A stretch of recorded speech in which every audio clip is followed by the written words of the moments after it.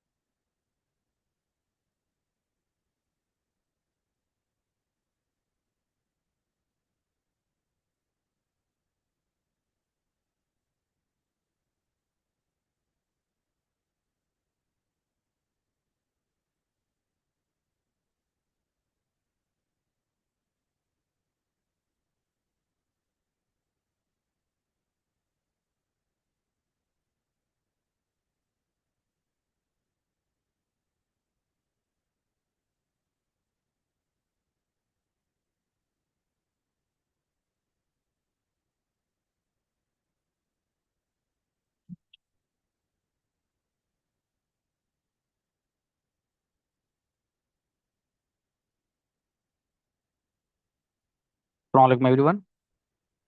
चलते हैं, हम आज का क्लास शुरू करते हैं। टाइम हो गया है तो इस वजह से following the principle of punctuality तो हम क्लास को शुरू करते हैं।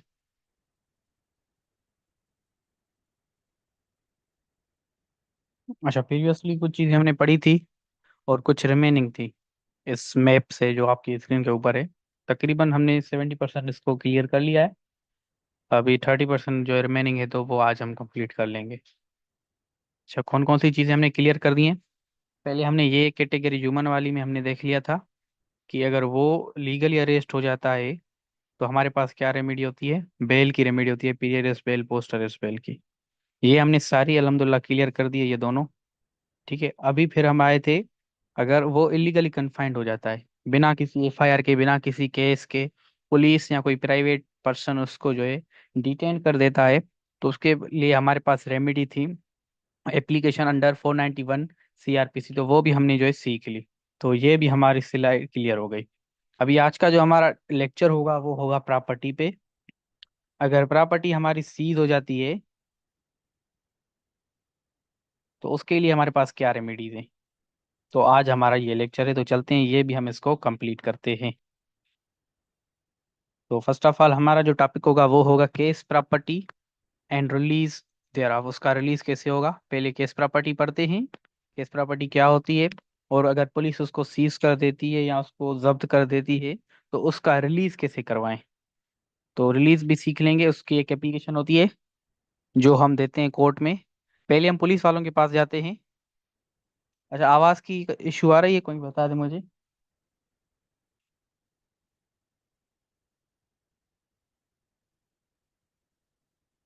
आवाज आ रही है मेरी?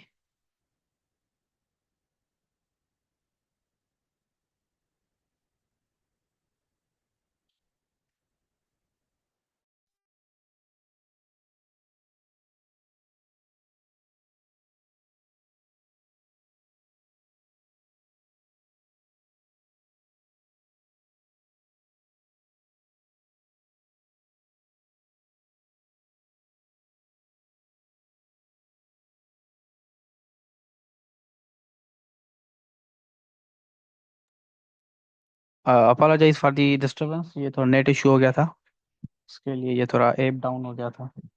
तो आई होप कि मेरी आवाज़ आ रही होगी आपको। काइंडली बता दें चैट बॉक्स के थ्रू।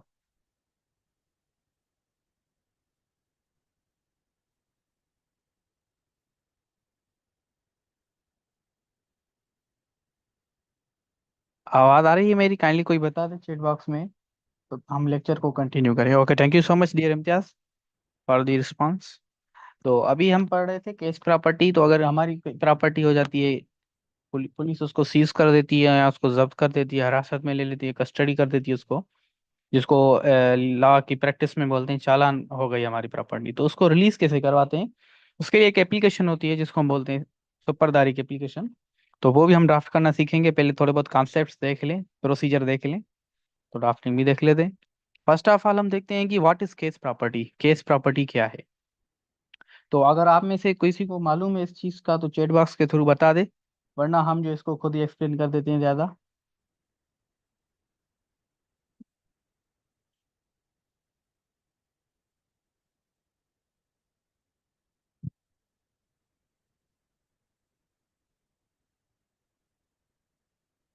चलिए हम देख लेते हैं इसको, केस प्रॉपर्टी क्या होती है।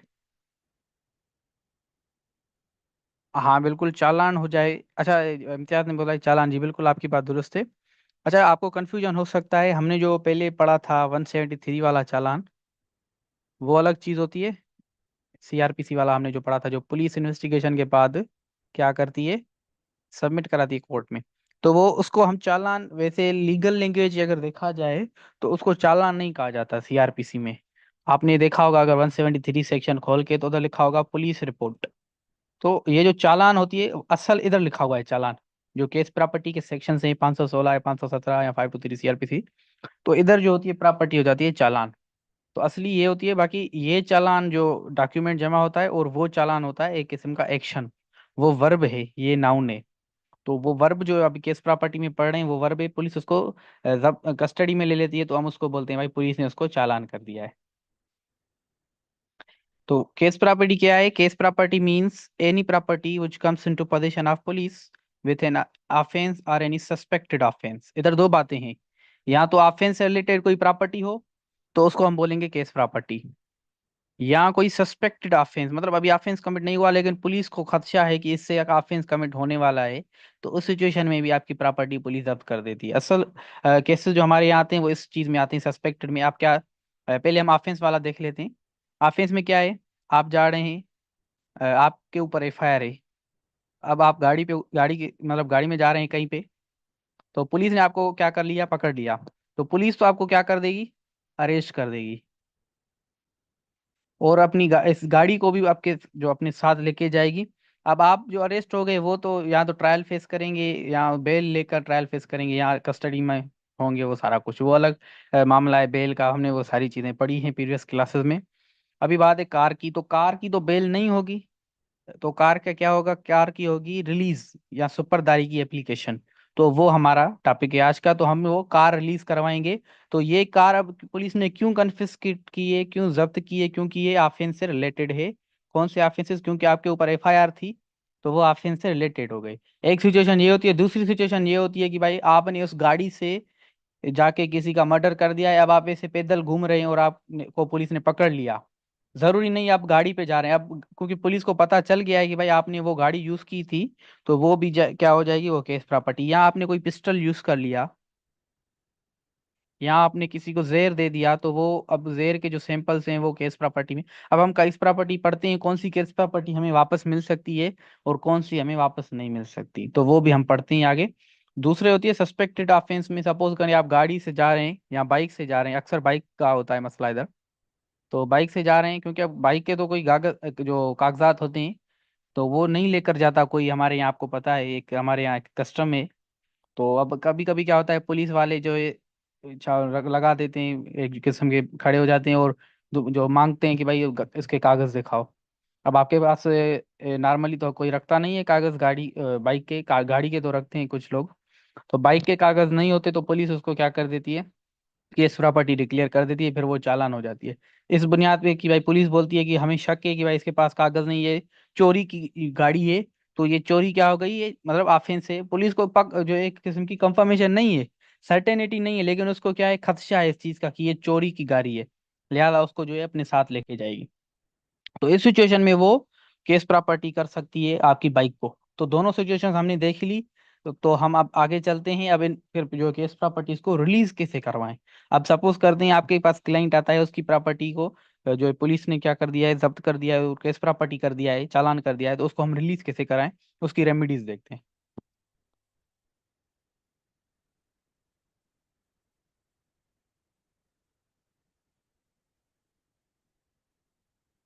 How to get a case property released. उसके लिए हमारे पास दो रेमेडीज हैं। अगर केस चल रहा है, ड्यूरिंग पेंडेंसी ऑफ केस, तो हम 516 ए में एप्लीकेशन फाइल करेंगे। अगर केस खत्म हो गया है तो 517 में। अब दोनों एप्लीकेशन का जो फॉर्मेट है वो सेम होगा। सिर्फ सेक्शन की बात होगी, और एक चीज ऐड होगी कि भाई 516 वाली होगी तो हम लिखेंगे कि भाई केस चल रहा है, 517 वाली में लिखेंगे कि भाई केस खत्म हो गया है। बाकी जो भी बातें होंगी आप सारी मेंशन सेम तरीके से करेंगे, तो हम जो है दोनों एप्लीकेशन सीखते हैं। तो वो हम देखते हैं आगे जब हम ड्राफ्ट करेंगे तो हम आपको बताएंगे कि बस इधर इसकी चेंजेस होंगी तो वो डायरेक्ट सेम जो एप्लीकेशन हो जाएंगी। अभी के बस जो जरूरी बात ये है कि आपके सेक्शंस याद करने वाली चीजें 516 ए में तब आप फाइल करेंगे जब केस चल रहा है। अभी केस खत्म हो जाता है तो फिर 517 में। अब ये क्यों करते हैं हम, कभी कभी किसी बंदे के ऊपर ऐसा केस हो जाता है, वो नॉन बेलेबल होता है, उसको बेल नहीं मिलती। अब जो भी जिसकी प्रॉपर्टी होगी वही रिलीज करा सकता है। तो अगर वो जेल में है तो फिर वो रिलीज नहीं हो सकती, तो जब तक उसका केस खत्म नहीं हो जाता उसके ऊपर, तो वो तो जेल में होगा। अगर इस नेचर का केस है, या उसको बेल नहीं मिल रही किसी भी वजह से, या नॉन बेलेबल ऑफेंस से, तो इस वजह से लॉ ने दिया हुआ है कि भाई ठीक है, केस खत्म हो जाए उसके बाद आप आइएगा और अपनी प्रॉपर्टी को रिलीज करवाइएगा। और दूसरा होता है ड्यूरिंग पेंडेंसी, आपको बेल मिल गई है, फिर आप जो है उस प्रॉपर्टी को जो है क्या कर सकते हैं, रिलीज करवा सकते हैं। तो उसके लिए भी हमारे पास रेमेडी है। अभी हम इन दोनों सेक्शंस को देख लेते हैं थोड़ी डेप्थ में। ड्यूरिंग पेंडेंसी ऑफ ट्रायल के लिए हमने कौन सा सेक्शन कहा था, 516 ए CRPC। तो वो क्या कहता है कि भाई any property regarding which any offence appears to have been committed, तो वो प्रॉपर्टी को क्या किया जाएगा, कोर्ट के सामने प्रोड्यूस किया जाएगा। अगर पुलिस को शक है कि भाई उस प्रॉपर्टी से कोई ऑफेंस हुआ है कमिट, तो उससे रिलेटेड जो भी प्रॉपर्टी होगी उसको क्या करेगी, कोर्ट के सामने प्रोड्यूस करेगी। अब कोर्ट क्या करेगी, कोर्ट क्या करेगी, जो उसको सही लगता है उस कस्टडी ऑफ सच जो प्रॉपर्टी के लिए जो उसको ऑर्डर सही लगता है वो ऑर्डर निकालेगी। अब उस ऑर्डर में क्या कर सकती है, या तो आपको प्रॉपर्टी वापस कर दे, या जो उस प्रॉपर्टी को जो है क्या कर देगी भाई, पुलिस को कहे कि भाई इसको वापस नहीं करो। अब कौन सी प्रॉपर्टी हमें वापस मिल सकती है, नॉर्मली हर किस्म की प्रॉपर्टी आपको वापस मिल सकती है, लेकिन चंद एक्सेप्शंस दी गई हैं इस 516 ए में कि भाई ये प्रॉपर्टी आपको वापस नहीं मिलेगी। बाकी जो भी प्रॉपर्टी हो वो आपको वापस मिल सकती है। तो वो जो नहीं मिलेगी वो पढ़ेंगे, बाकी उसको छोड़ के वो सारी आप वापस जो है दिलवा सकते हैं अपने क्लाइंट को। अच्छा, उधर एक एक्सेप्शन लिखी हुई है कि भाई अगर ऐसी प्रॉपर्टी है जो सब्जेक्ट है स्पीड या नेचुरल डिके से, मतलब यहाँ तो वो खत्म हो जाएगी। जैसे भाई ऐसे समझ लें कि जो जमीन होती है, जमीन का जो फसल होता है, कभी कभी एक बंदा होता है कि भाई वो उधर खड़ा हुआ था, उसने किसी के साथ लड़ाई कर दी ऐसा कुछ, तो सपोज करते हैं वो फसल लेके गई गई, पुलिस वाले जब्त कर दिए या ऐसा कुछ, नॉर्मली करती है पुलिस। तो केस प्रॉपर्टी बना दिया उस पे, क्योंकि भाई जो मसला था इस फसल पे था। तो अब वो फसल क्या होती है, वो जो क्रॉप होती है वो नेचुरल डिके, भाई अगर उसको जो है टाइम पे उसको बेच ना दिया गया या उसको इस्तेमाल नहीं किया गया, तो हो सकता है कि वो खराब हो जाए। तो इस सिचुएशन में, ऐसी सिचुएशन आ जाती है तो फिर जो क्या करती है कोर्ट, जो भी एविडेंसेस हैं उससे रिलेटेड उसको रिकॉर्ड करके उसका ऑर्डर करती है कि या तो इसको डिस्पोज ऑफ करो या इसको सेल आउट करो। फिर जब आप जाएंगे उधर अपनी जो भी वो प्रॉपर्टी आपकी होगी, तो आपको उसकी रकम मिलेगी, वो आपको प्रॉपर्टी नहीं मिलेगी, क्योंकि वो स्पीडी या नेचुरल डिके कि वो क्या थी, वो शिकार थी उसकी। अगर उसको जो है बर वक्त उसको बेच ना डाला, तो वो क्या हो जाएगी, वो खराब हो जाएगी, फिर आपका भी नुकसान होगा, फिर वो ये जो पैसे भी आपको नहीं मिलेंगे। तो इससे अच्छा है कि आपको वो पैसे मिल जाएं। तो इस वजह से लेजिस्लेचर्स ने ये आपको दी है एक किस्म की रेमेडी। अब हम देखते हैं कि भाई कौन सी प्रॉपर्टी हम कोर्ट से वापस नहीं ले सकते, इन केस अगर वो केस प्रॉपर्टी बन जाती है या वो चालान हो जाती है। तो सर्टेन एक्सेप्शंस हैं। एक तो भाई एक्सप्लोसिव सब्सटेंसेस हैं, जैसे बम्स वगैरह हो गए या कोई और चीज जो धमाकेदार हो। तो वो जो भी धमाकेदार चीज हो तो वो आपको वापस नहीं मिलेगी। एक कॉमन सेंस चीज वाली जो भी इधर लिखी हुई है, आप अपना कॉमन सेंस यूज करके भी समझ सकते हैं कि भाई ये चीजें हम कोर्ट से वापस नहीं ले सकते। इवन कि जब आपसे ये चीज निकलती है तो आप मानते ही नहीं कि भाई ये मेरी चीज है। सपोज करें आपसे कोई आईफोन निकलती है, फिर वो तो आप मानेंगे भाई मेरी आईफोन है। लेकिन आपसे वो ड्रग्स निकलते हैं, कोई एक बम निकलता है, तो वो नॉर्मली क्या करते हैं, not guilty plead not guilty करते हैं, भाई मेरे ये मेरे से नहीं निकला, पुलिस वाले से मेरे ऊपर झूठ लगा रहे हैं। तो एक तो नॉर्मली बंदे मानते नहीं है हमारे यहाँ, लेकिन अगर मानते हैं तो फिर भी वो आपको वापस मिलने की नहीं, क्योंकि 516 ए में ये एक्सेप्शन लिखी हुई हैं कि भाई अगर एक्सप्लोसिव सब्सटेंसेस हैं तो वो आपको वापस नहीं मिलेंगे। अगर ड्रग्स आपसे निकले हुए, ड्रग्स मेडिसिन नहीं, जो ड्रग्स नशे वाले होते हैं वो ड्रग्स होती हैं, मेडिकेशन आपको वापस मिल सकती है अगर दवाइयाँ आप लेके जा रहे हैं कहीं पे। बाकी अगर ड्रग्स जो एक किस्म का नशा होता है वो आपको वापस नहीं मिलेगा। और जहरीले कोई चीजें हैं वो भी आपको नहीं मिलेंगी। जहरीला कोई लिक्विड लिक्विड है तो वो भी आपको जो है वापस नहीं मिलेगा। और कोई नशे की चीज हो तो वो भी आपको वापस नहीं मिलेगी। तो ये अदर नारकोटिक्स में क्या हो गई, वो सारी नशे वाली चीजें आ गई। जरूरी नहीं कि भाई ये नशे वाली, और भी जो भी नशे वाली चीज होगी, नारकोटिक सब्सटेंस होगा, वो आपको वापस नहीं मिलेगा। तो ये चीजें आप कोशिश भी नहीं कीजिएगा, क्योंकि आपको वापस मिलने की नहीं रही। तो 516 में ये चीज लिखी हुई है। तो आई होप कि ये थोड़ा बहुत प्रोसीजर आप समझ गए होंगे। 516 और 517 वाला जो प्रोसीजर है वो भी सेम है इनसे। इसमें भी प्रोसीजर सेम है कि भाई अगर आप प्रॉपर्टी सामने आएगी कोर्ट से, फिर आप केस होने के बाद क्या करेंगे, रिलीज करवा सकते हैं। तो अभी हम चलते हैं, दोनों एप्लीकेशंस की ड्राफ्टिंग देख लेते हैं कि इसकी एप्लीकेशंस की ड्राफ्टिंग कैसे की जाती है, केस स्टडी के थ्रू। कि भाई आफ्टर रजिस्ट्रेशन ऑफ एफआईआर, वही क्या हो गया, अरेस्ट हो गया पुलिस से। ड्यूरिंग, ये जब घर वापस जा रहा था नसीम नगर हैदराबाद चौक से, तो पुलिस ने क्या कर दी, उसकी मोटरसाइकिल भी कस्टडी में ले ली और उसको एज केस प्रॉपर्टी के तौर पर साइड कर दिया। तो अभी हम वो चलते हैं, उसकी प्रॉपर्टी रिलीज करवाते हैं। ठीक है, वही तो हो गया अरेस्ट। उसकी हमने बेल करवा ली। अभी उसकी बाइक को भी हम क्या कराते हैं, एक किस्म की बेल आप कह सकते हैं, लेकिन इसको कहते हैं कि भाई रिलीज ऑफ केस प्रॉपर्टी, तो वो भी हम करवा देते हैं या सुपरदारी। तो चलते हैं, हम ड्राफ्टिंग करते हैं, drafting application for release of case property under section 516 है या 517। इधर कौन सा होगा, अभी ट्रायल चल रहा है तो हम 516 में जाएंगे, क्योंकि अभी ट्रायल चल रहा है, खत्म नहीं हुआ। अगर ट्रायल खत्म हो जाता तो उसके बाद जाते तो फिर 517 वाला।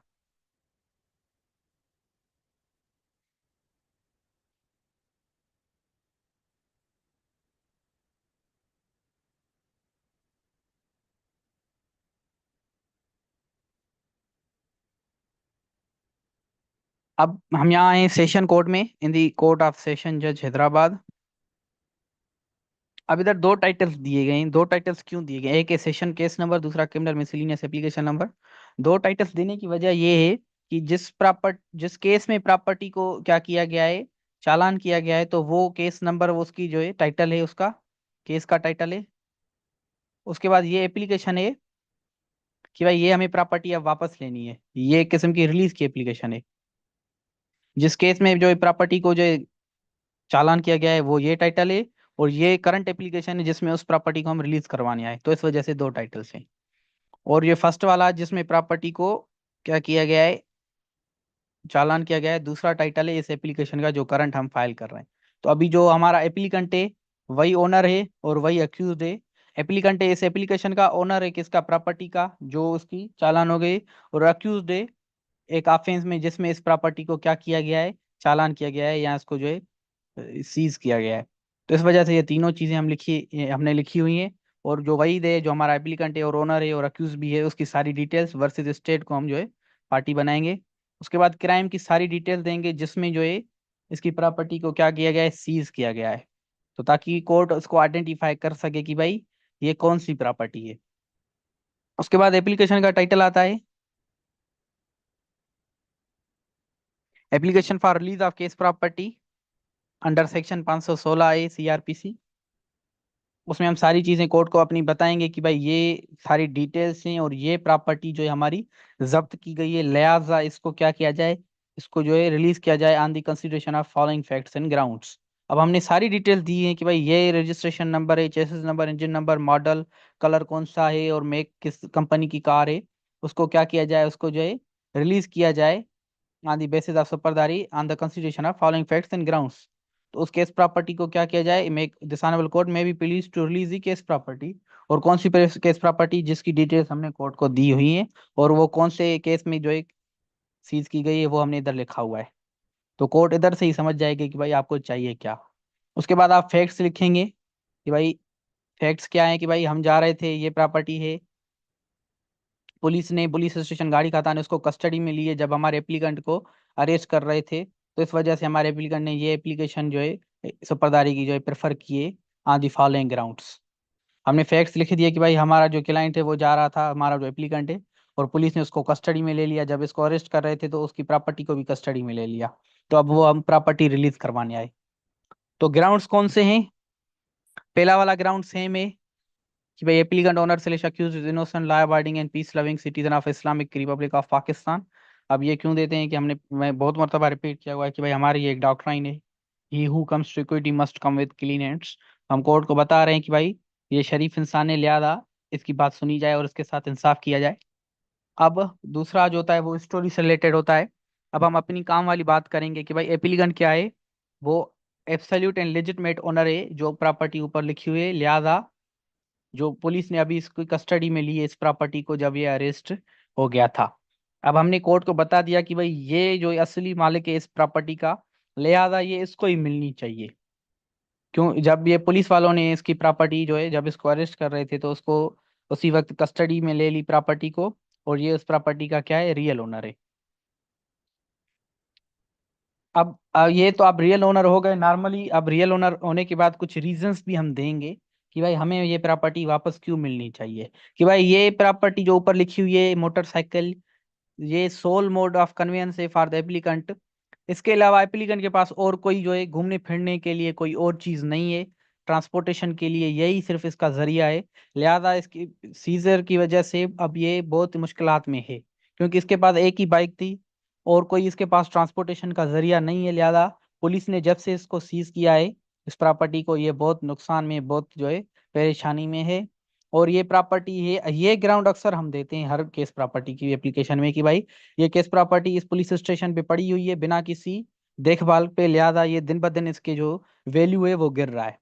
और अगर ये एप्लीकेंट जो है नुकसान, अगर ये एप्लीकेशन जो है अलो नहीं की गई तो ऐसा नुकसान होगा एप्लीकेंट को कि जिसका भरपाया नहीं हो सकता। लिहाजा एप्लीकेशन को अलो किया जाए, और फर्दर आर्ग्यूमेंट्स हम तब करेंगे ये एप्लीकेशन सुनी जाएगी with the kind permission of honourable court.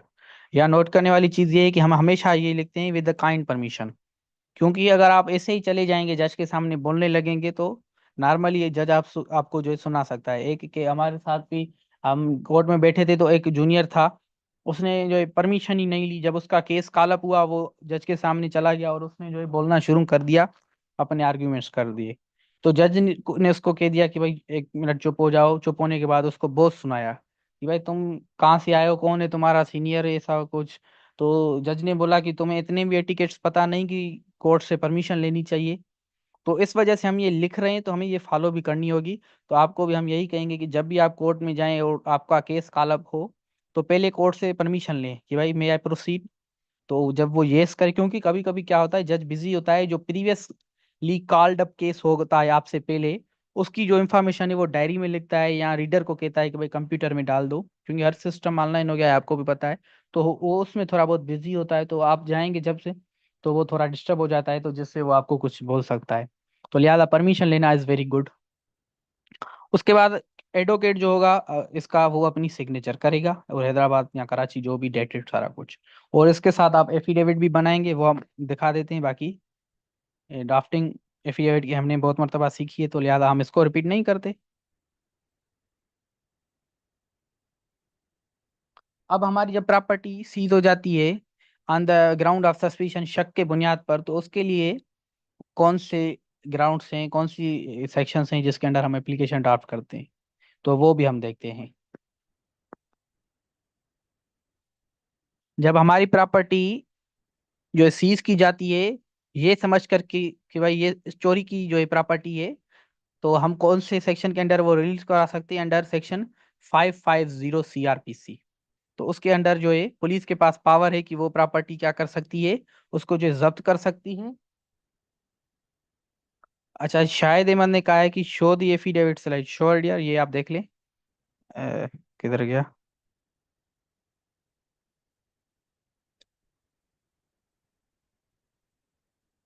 अच्छा, मैं रिपीट कर देता हूँ आपके लिए। वैसे तो हमने बहुत मतलब रिपीट किया हुआ है। इसमें आप सिंपल टाइटल देते हैं। अब दो टाइटल इस वजह से, जो प्रीवियस एप्लीकेशन है ये उसका एफिडेविट है, तो इसमें भी दो टाइटल्स होंगे। एक केस का टाइटल होगा जिसमें ये प्रॉपर्टी जो है सीज की गई है, उस और दूसरी ये एप्लीकेशन का टाइटल जो हम करंट एप्लीकेशन दे रहे हैं उस प्रॉपर्टी को रिलीज करवाने के लिए। फिर ये उस केस का जिसमें ये फर्स्ट वाले केस का टाइटल है, और ये सेकंड वाले केस का। सिंपल सी ये बात। क्राइम की डिटेल्स हैं और एफिडेविट का टाइटल है। एफिडेविट में जो एप्लीकेंट होता है उसकी सारी डिटेल्स देते हैं। एप्लीकेंट वही दे तो उसकी सारी डिटेल देने के बाद बोलेंगे कि भाई ये हम इस एप्लीकेशन का क्या है, एप्लीकेंट है और इसने एप्लीकेशन अपनी डायरेक्शन पे जो है मूव करवाई है, ड्राफ्ट करवाई है। लिहाजा जो कुछ भी है वो सच है। और अगर सच नहीं निकला तो, अब ये बोल रहा है सच है, अगर सच नहीं निकला तो आगे जाके यही जिम्मेदार होगा। फिर ये डिपोनेंट जो एप्लीकेंट होता है वही इधर डिपोनेंट होता है, वो अपनी सिग्नेचर करता है, फिर इधर अपना वकील करता है, फिर कमिश्नर फॉर टेकिंग ओथ जो सुप्रीडेंट होता है हमारे यहाँ, वो अपनी सिग्नेचर करता है, फिर ये कोर्ट में जमा होती है। तो आई होप कि ये आप ये एफिडेविट समझ गए होंगे। अभी हमारी जब प्रॉपर्टी सीज हो जाती है 550 में।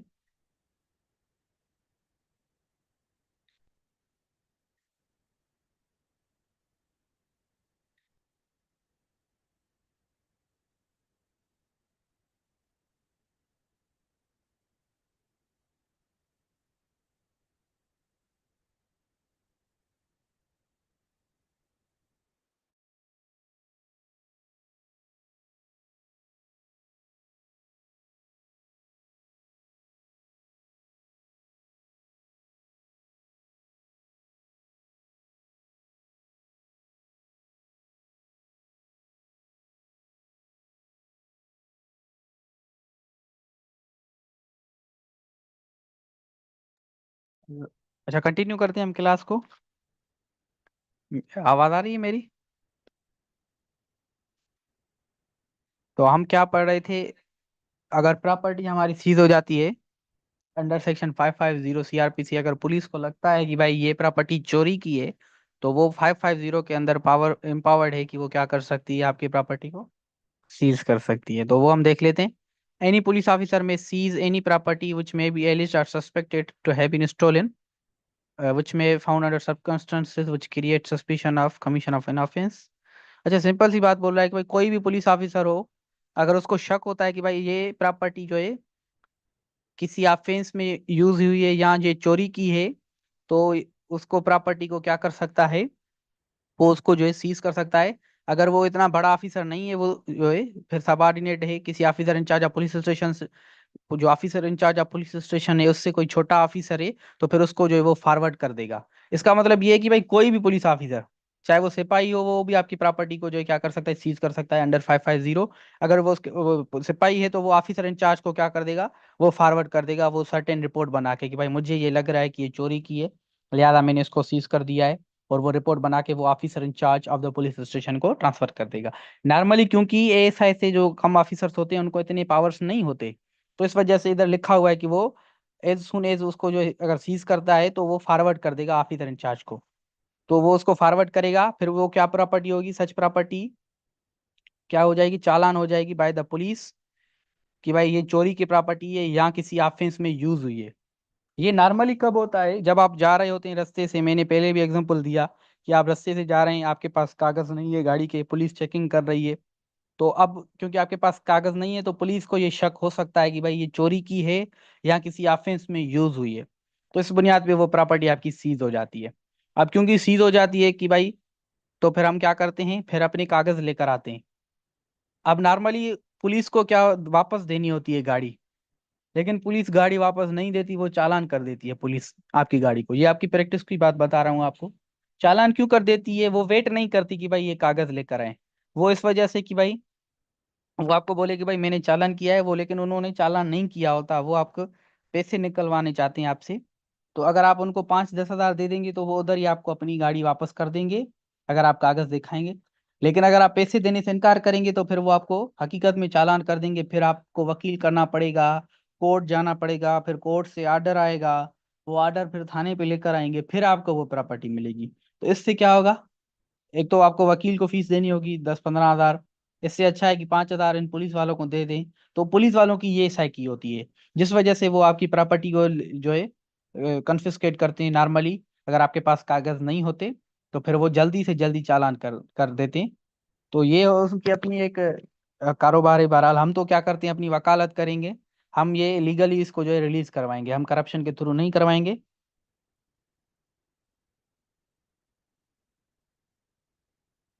अच्छा, इम्तियाज बोला है नहीं सर, हम चाहेंगे कि सब आए कोर्ट। जी बिल्कुल, हमारा भी यही है कि कोर्ट आए। कोर्ट से ये होगा कि एक लीगली वे के थ्रू उनको जो प्रॉपर्टी मिलेगी।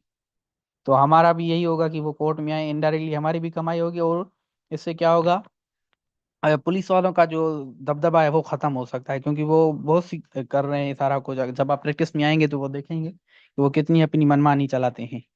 तो कोर्ट जो आएंगे तो इससे होगा कि पुलिस का जो अपना दबदबा है वो खत्म हो सकता है, फिर वो उसका दिमाग जगह पे आ जाएगा। अब हम वो प्रॉपर्टी रिलीज करवाएंगे, उसके लिए हमारे पास एप्लीकेशन है 523 सीआरपीसी के अंडर, तो वो भी हम ड्राफ्ट करना सीखते हैं। उससे पहले वो सेक्शन देख लेते हैं कि वो सेक्शन कहता क्या है। अगर कोई प्रॉपर्टी सीज हो गई है, ऑन द ग्राउंड की भाई ये चोरी में यूज हुई है या किसी ऑफेंस में यूज हुई है, तो पुलिस उसको क्या जो है क्या करेगी, वो उसको जो है क्या चालान कर देती है। उसके बाद मजिस्ट्रेट क्या करेगा, सर्टेन ऑर्डर निकाल सकता है उस प्रॉपर्टी से रिलेटेड। अगर जो भी पर्सन इंटाइटल उस पोजीशन के लिए, तो उसके ये कहेगी कि भाई, मजिस्ट्रेट ऑर्डर निकालेगा कि भाई वो प्रॉपर्टी उस पर्सन को ट्रांसफर कर दो जो इंटाइटल्ड है। अगर वो जो पर्सन है उससे ये यकीन नहीं होता कि भाई यही जो है मालिक है इसका प्रॉपर्टी का, तो उसको कहेगी कि भाई प्रॉपर्टी के डॉक्यूमेंट्स दिखाओ। उसके बाद मजिस्ट्रेट ऑर्डर निकालेगा कि भाई ये प्रॉपर्टी इसको ट्रांसफर की जाए। सिंपल सा कॉन्सेप्ट है कि भाई पुलिस अगर कोई प्रॉपर्टी सीज हो गई है ऑन द ग्राउंड की भाई ये चोरी की जो है प्रॉपर्टी है या किसी ऑफेंस में यूज हुई है, तो फिर मजिस्ट्रेट उस प्रॉपर्टी की जो है ट्रांसफर की कह सकता है कि भाई जो पर्सन इंटाइटल्ड है पोजीशन के लिए उसको ट्रांसफर कर दो। लेकिन अगर मजिस्ट्रेट को कोई शक लगता है कि भाई ये मालिक नहीं है, इस प्रॉपर्टी का ओनर नहीं है, तो उसको बोलेगा कि भाई प्रॉपर्टी के डॉक्यूमेंट्स जो है वो प्रोड्यूस करो, उसके बाद उसको जो है वो दे देगा। सिंपल सी बात है। तो अभी हम क्या करेंगे, 523 के अंदर मजिस्ट्रेट के पास पावर है उस प्रॉपर्टी को रियल ओनर को देने के लिए, तो अब मजिस्ट्रेट का वो पावर हम जो है यूटिलाइज करेंगे अपने लिए। हम 523 के अंदर एप्लीकेशन ड्राफ्ट करेंगे और वो मजिस्ट्रेट से प्रॉपर्टी को रिलीज करवाएंगे।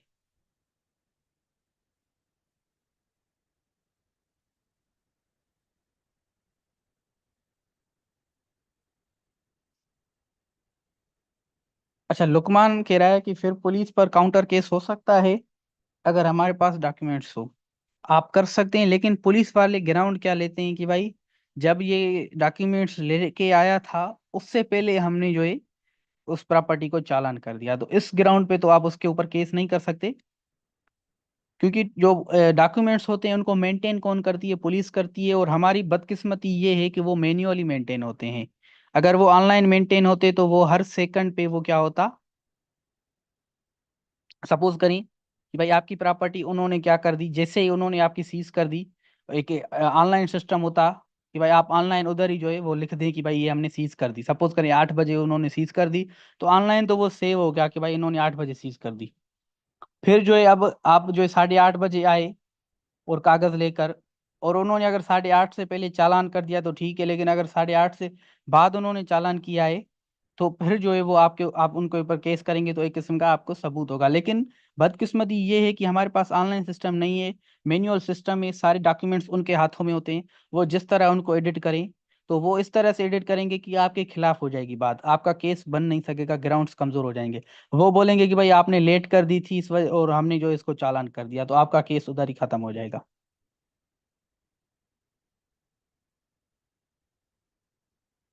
नहीं, वेरिफिकेशन ऑनलाइन है कि भाई ये प्रॉपर्टी जो है सुपरदारी इस सीज हुई है या नहीं।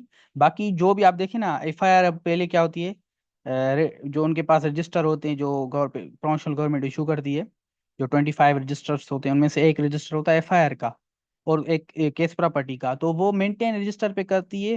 फिर जब वो कोर्ट में आते हैं तो कोर्ट ऑनलाइन उनको मेंटेन करती है, ये सारा काम कोर्ट करती है। बाकी आप जो वेरिफिकेशन वाला कह रहे हैं वो अलग चीज़ है, वो ऐसे जैसे पर्सन वेरीफाई होता है कि भाई इसके ऊपर एफआईआर है या नहीं, वैसे ही कोई गाड़ी भी वेरीफाई होती है। अच्छा, लुकमान का सवाल है, करप्ट पुलिस ऑफिसर को फिर सबक कैसे सिखाएं। तो इसके लिए है कि भाई आपके पास एविडेंस होने चाहिए किसी भी बंदे को अगर आप सजा दिलवाना चाहते हैं। क्योंकि अब एविडेंस है, क्योंकि वो ही उस चीज के मालिक लगे हुए हैं, तो तकरीबन इस चीज में नामुमकिन है। बाकी जैसे अब देखें एसएचओ आपके ऊपर झूठी एफआईआर कर देता है, तो उसमें आप जा सकते हैं 193 में, और वो दूसरे जो भी सेक्शंस हैं पीपीसी के, उसमें जाके आप उसके ऊपर केस कर सकते हैं। क्योंकि उसमें क्या होता है कि भाई अगर कंप्लेनेंट एसएचओ खुद है या कोई पुलिस वाला है, तो फिर आपके पास वो सबूत होता है कि भाई ये देखो ये कंप्लेनेंट है और ये मेरे ऊपर साबित भी नहीं हुई है, लिहाजा मैं इसके ऊपर जो मेलिशियस प्रोसिक्यूशन का केस चलाना चाहता हूँ, जैसा कुछ ऐसा। उसके बाद आपके पास वो एक किस्म का ग्राउंड हो सकते हैं। बाकी इस चीज में मैं समझता हूँ कि आपके पास ग्राउंड्स नहीं है, क्योंकि सारा का सारा जो फेवर है वो पुलिस के पास है। तो आई होप कि आप ये समझ गए होंगे डियर लुकमान। अब हम चलते हैं 523 की एप्लीकेशन ड्राफ्ट करते हैं। अब हमारी जो क्लाइंट की प्रॉपर्टी है वो सीज हो गई है, पुलिस वाले ये समझ रहे हैं कि ये चोरी की है, लेकिन वो चोरी की नहीं है।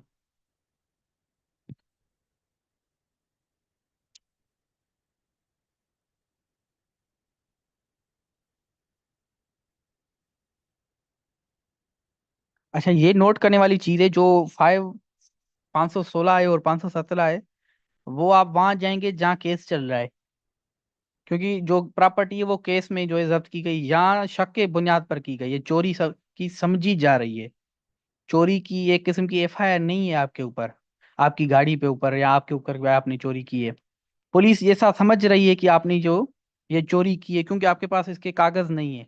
तो ये जो होगी, हमेशा मजिस्ट्रेट के सामने जाएंगे, क्योंकि पुलिस को जो भी चीज मिलती है वो मजिस्ट्रेट के जो है सामने रखती है। लेकिन वो जो पिछली वाली एप्लीकेशन थी उसमें क्या है, वो गाड़ी के ऊपर केस है। तो अब अगर वो जो है केस सेशन जज के सामने होगा तो आप सेशन जज के यहाँ जाएंगे, अगर मजिस्ट्रेट के सामने होगा तो आप मजिस्ट्रेट के सामने जाएंगे। अब ये जो है इसमें हमेशा आप मजिस्ट्रेट के सामने जाएंगे। और टाइटल क्या होगा मजिस्ट्रेट का इन दी कोर्ट, आप जो भी अगर सपोज करते हैं इधर थर्ड जुडिशियल मजिस्ट्रेट है तो थर्ड कम सिविल जज हैदराबाद, और क्रिमिनल मिसलिनियस एप्लीकेशन नंबर जो भी इसको अलॉट होता है आपको। उसके बाद एप्लीकेंट इस एप्लीकेशन का और ओनर प्रॉपर्टी का जो इसकी पुलिस ने सीज की है, फिर उनकी सारी डिटेल्स और वर्सेस पुलिस वाले को पार्टी बनाएंगे, और जो है किसको बनाएंगे, स्टेट को पार्टी में बनाएंगे एज रिस्पॉन्डेंट। अब पुलिस वाले को हमने क्यों बनाया हुआ है, क्योंकि पुलिस वालों के पास हम जाते हैं कागज दिखाते हैं लेकिन फिर भी वो हमारी बात नहीं मानते। लिहाजा जहाँ जहाँ हमारी बात नहीं मानी जाती हम उसको, आपने देखा होगा 22 AB में हमने सारों बंदों को पार्टी बनाया था। और स्टेट क्योंकि क्रिमिनल केस है। अब इधर नोट करने वाली चीजें, जरियान नंबर है, एक रजिस्टर होता है जो भी प्रॉपर्टी आपकी सीज होती है एज ए सस्पेशन चोरी की उसको लग रही है ऐसा कुछ, तो पुलिस एक जो है रजिस्टर मेंटेन करती है। फिर वो आपको जैसे एफआईआर का नंबर होता है क्राइम नंबर, वैसे ही जो भी प्रॉपर्टी होती है उसका नंबर होता है जरियान नंबर। वो लिखा जाता है अंडर जो भी साल होगा, 2023 का है तो वो, अगर 2024 है तो वो होगा। और जिस सेक्शन कौन से सेक्शन के अंदर वो सीज होती है, अंडर सेक्शन 550 सीआरपीसी के अंडर। अब कौन से थाने पे जो भी आपके केस में थाना होगा वो मेंशन करेंगे। तो इस सिचुएशन में जरियान नंबर आपको मालूम होगा, ये पुलिस ही आपको देती है। उससे आपको मालूम पड़ जाता है कि भाई ये जरिया नंबर क्या है, वहां से आप लेके फिर जो है इधर एप्लीकेशन में मेंशन कर सकते हैं। उसके बाद टाइटल देंगे एप्लीकेशन का, application for release of case property under section 523। और कोर्ट को उस प्रॉपर्टी की सारी डिटेल्स देंगे, और कोर्ट से इल्तिजा करेंगे कि भाई इसको क्या करे, रिलीज किया जाए on the following facts and grounds. अब वो हम फैक्ट्स मेंशन करेंगे। अब फैक्ट्स जो भी आपको अपना क्लाइंट स्टोरी बताता है वो आप मेंशन करेंगे। इधर क्या लिखा हुआ है कि भाई केस के फैक्ट्स ये हैं कि इस तारीख पे ये टाइम है, 24 आवर फॉर्मेट में हम टाइम लिखते हैं एप्लीकेशन में, तो इधर भी वही लिखा हुआ है। एप्लीकेंट अपने घर से वापस जा रहा था एचडी कॉलोनी पे, कासमाबाद पुलिस से उन्होंने उसको जो है रोकने को कहा, और कहा कि भाई डॉक्यूमेंट्स दिखाओ व्हीकल के। लेकिन उसके पास डॉक्यूमेंट्स नहीं थे, तो पुलिस ने उस प्रॉपर्टी को क्या कर दिया, कस्टडी में ले लिया और थाने पे लेकर आए। उसके बाद 2 घंटे बाद 16 आवर 1600 8 आवर्स मतलब 2 घंटे के बाद एप्लीकेंट पुलिस स्टेशन पे आया और जो है डॉक्यूमेंट्स जो है ओरिजिनल डॉक्यूमेंट्स को प्रोड्यूस किया। लेकिन उसे पता चला कि भाई पुलिस ने पहले ही इसको जो है चालान कर दिया है, लिहाजा ये एप्लीकेंट इसका रियल ओनर है, तो इस वजह से उन्होंने ये एप्लीकेशन जो है प्रेफर की है सुपरदारी की on the consideration of following grounds. तो अब फॉलोइंग ग्राउंड्स पे इसकी एप्लीकेशन को अलो किया जाए। अब आपने पहले जैसे मैंने बताया कि पुलिस वाले यही करते हैं कि भाई आपकी प्रॉपर्टी को चालान कर देते हैं, क्योंकि आप में से वो पैसे निकालना चाहते हैं। वो वेट नहीं करते कि भाई आप ओरिजिनल डॉक्यूमेंट्स लेके आए। बहरहाल हम ग्राउंड्स देखते हैं, ग्राउंड्स तकरीबन जो उस एप्लीकेशन है, क्योंकि दोनों में प्रॉपर्टी सीज हुई है तो हम तकरीबन सेम ग्राउंड्स होंगे इनके। पहला वाला ग्राउंड तो एप्लीकेशन में सेम है कि भाई ये क्या है, इनोसेंट है, लॉ अबाइडिंग है, पीस लविंग सिटीजन है इस्लामिक रिपब्लिक ऑफ पाकिस्तान का। और जो एप्लीकेंट है वो क्या है, रियल ओनर है इस प्रॉपर्टी का, जो पुलिस वालों ने कस्टडी में ली है, किस वजह से कि भाई डॉक्यूमेंट्स को प्रोड्यूस नहीं कर सका, आगे जाके किया लेकिन वो अलग बात है। अब केस प्रॉपर्टी जो है इस थाने पे पड़ी है, लिहाजा ये दिन ब दिन वैल्यू गिरा रही है क्योंकि इसकी केयर सही तरीके से नहीं की जा रही, और ना ही कोई एडवर्स क्लेम है इस प्रॉपर्टी से रिलेटेड। तो इस वजह से जो है सारी रिक्वायरमेंट्स पूरी हैं, तो एप्लीकेंट क्या है, इंटाइटल्ड है पोजीशन ऑफ प्रॉपर्टी के लिए। अब ये नोट करने वाली चीज इधर है कि नो एडवर्स क्लेम, इसका मतलब क्या है कि भाई किसी दूसरे बंदे ने क्लेम नहीं किया कि भाई ये प्रॉपर्टी मेरी है। तो इस वजह से अब मैं ही हूँ बंदा जो डॉक्यूमेंट्स भी लेकर आया हूँ और इंटाइटल्ड हूँ इस प्रॉपर्टी की पोजीशन के लिए, लिहाजा ये प्रॉपर्टी मुझे दी जाए। और जो श्योरिटी देने के लिए भी, जो सॉरी श्योरिटी ने अंडरटेक करने के लिए भी तैयार है। Applicant undertake to produce the property before this honourable court whenever required. तो इसका मतलब ये है कि भाई ये जो एप्लीकेंट है ये तैयार है इस प्रॉपर्टी को इस कोर्ट के सामने प्रोड्यूस करने के लिए, जब जब जब कोर्ट को रिक्वायर हो ये प्रॉपर्टी। क्योंकि भाई आगे जाकर कोई और क्लेम कर दे तो फिर कोर्ट को हम सेटिस्फाई करते हैं कि भाई इनकेस अगर कोई क्लेम करता है या किसी केस में जाहिर होती है तो मैं ये प्रोड्यूस करने के लिए तैयार हूँ। और अगर ये एप्लीकेशन अलो नहीं कही गई तो ऐसा नुकसान होगा जिसका भरपाया नहीं हो सकेगा। और फर्दर आर्ग्यूमेंट्स हम तब करेंगे तब ये एप्लीकेशन सुनी जाएगी with the kind permission of this honourable court.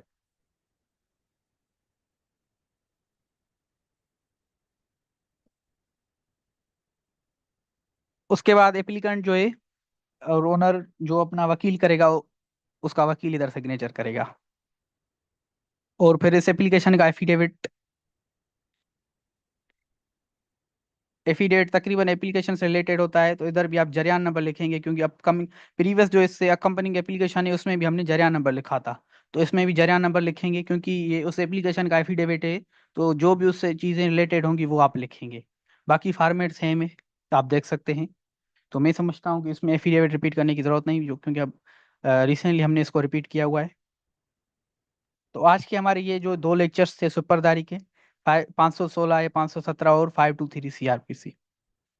तो इस लेक्चर से रिलेटेड आपको कोई सवाल हो तो काइंडली पूछें और हम चलते हैं सवालों की तरफ। कोई कुछ कुछ क्वेश्चन हैं पार्टिसिपेंट्स के तो वो हम देख लेते हैं।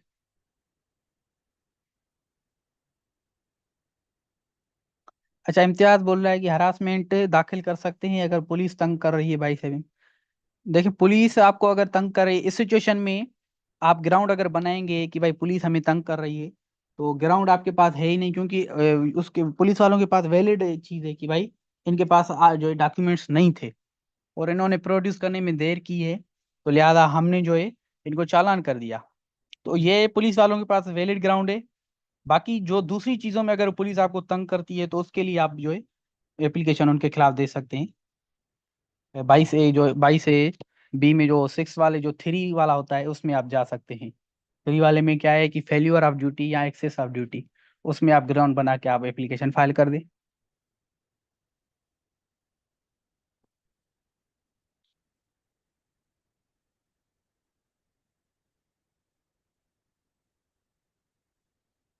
अच्छा, ये लुकमान का very good question dear Luqman, कि सर चालान भी ना करे और व्हीकल भी वापस ना दे तो क्या किया जाए। Very good question dear Luqman, let me think of it कि इसकी क्या रेमेडी होनी चाहिए।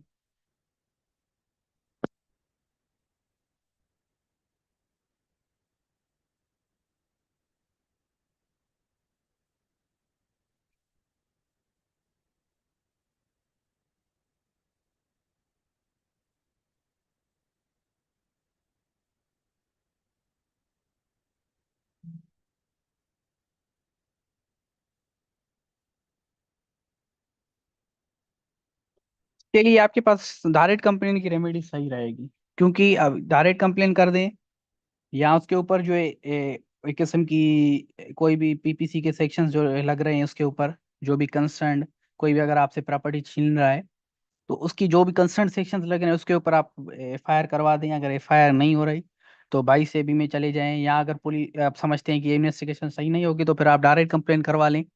डायरेक्ट कंप्लेन में जाएं कि भाई मेरी प्रॉपर्टी भी वापस नहीं कर रहा और ना इसको इसने जो है सीज किया है, चालान भी नहीं कर रहा। तो उसमें आप अपने ग्राउंड्स बना के पुलिस के ऊपर आप तो एक केस भी चला सकते हैं और अपनी प्रॉपर्टी भी वापस ले सकते हैं।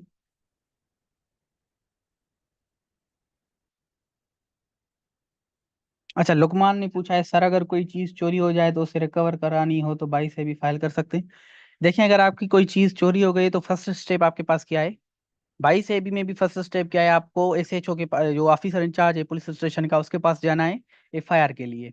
अगर वो आपकी एफआईआर नहीं काट रहा तो उसके बाद आप एसएसपी के पास जाएंगे और जो है उधर रिटन कंप्लेन करेंगे। अगर वो भी आपकी बात नहीं सुना तो 7 दिन तक आपको घर पे इंतजार करना है कि भाई एसएसपी उसका एक्शन ले रहा है या नहीं ले रहा।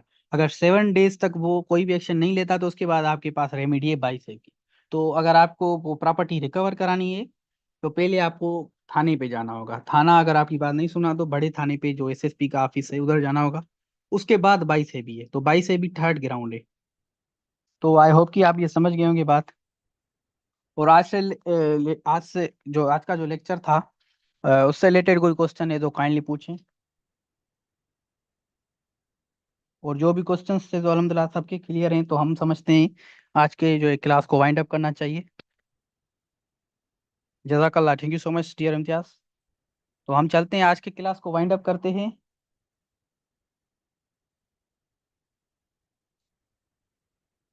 अच्छा, लुकमान का सवाल है वो देख लेते हैं, उसके बाद वाइंड अप करते हैं कि सर एसएचओ को पार्टी बनाया जाता है ना, तो फिर अच्छा आप किस चीज़ की बात करें, थोड़ा स्पेसिफाई करें किस में पार्टी बनाया जाता है, क्या एप्लीकेशन है वो थोड़ा स्पेसिफाई करें तो मैं आपकी बात समझूं थोड़ा।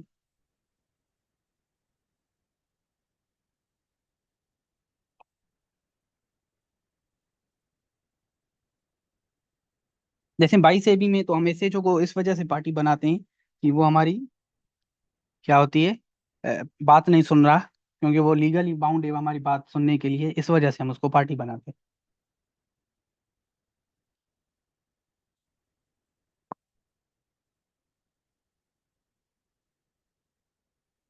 देखिए आप एसएचओ को पार्टी क्यों बनाएंगे, जब आपकी प्रॉपर्टी किसी प्राइवेट बंदे ने चोरी की है तो आप अब उसको पार्टी बनाएंगे।